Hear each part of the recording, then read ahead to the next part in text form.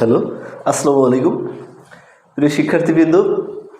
আমরা 18তম নিবন্ধনের একটা প্রশ্ন এসেছিল বর্গক্ষেত্র থেকে, যেটা অত্যন্ত সহজ প্রশ্ন, কিন্তু পরীক্ষার হলে না বোঝার কারণে অনেকের জটিল লাগছে। প্রশ্নটা আমরা পড়ি। বলছে একটি বর্গক্ষেত্রের এক বাহুর দৈর্ঘ্যের দ্বিগুণ 6 একক।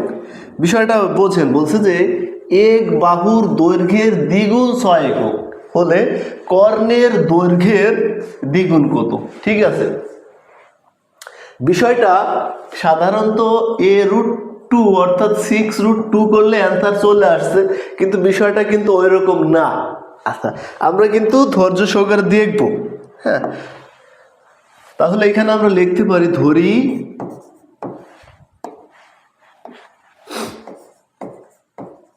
দেওয়া আছে, হ্যাঁ, এক বাহুর দৈর্ঘ্য, তাই না, দৈর্ঘ্যের দ্বিগুণ 6। তাহলে এক বাহুর দৈর্ঘ্যের দ্বিগুণ যদি 6 একক হয়, তাহলে কত? এক বাহু কত? এক বাহু সমান 6/2 সমান 3 একক। আচ্ছা, আমরা বর্গক্ষেত্রের কর্ণের দৈর্ঘ্য কি? কর্ণের দৈর্ঘ্য a√2, তাই না? তাহলে 3√2।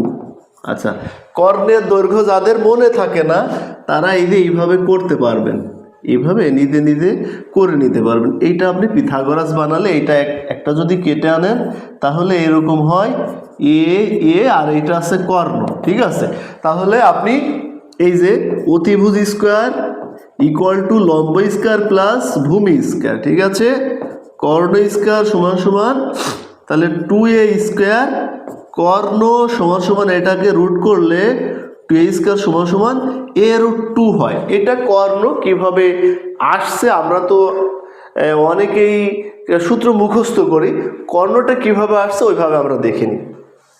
এখন এখানে বলছে কর্ণের দৈর্ঘ্য a√2, তাই না? কিন্তু এখানে আবার বলছে কর্ণের দৈর্ঘ্যের দ্বিগুণ। তাহলে যদি এইটা 1 একক হয়, এর দ্বিগুণ কত? 2 × 3√2 সমান 6√2, যেটা সঠিক অ্যান্সারে গ নাম্বারে আছে। এটা আপনি যদি এরকম ভাবেন যে a√2 6√2 এই মান বসায় দিলে কিন্তু এটা হবে না।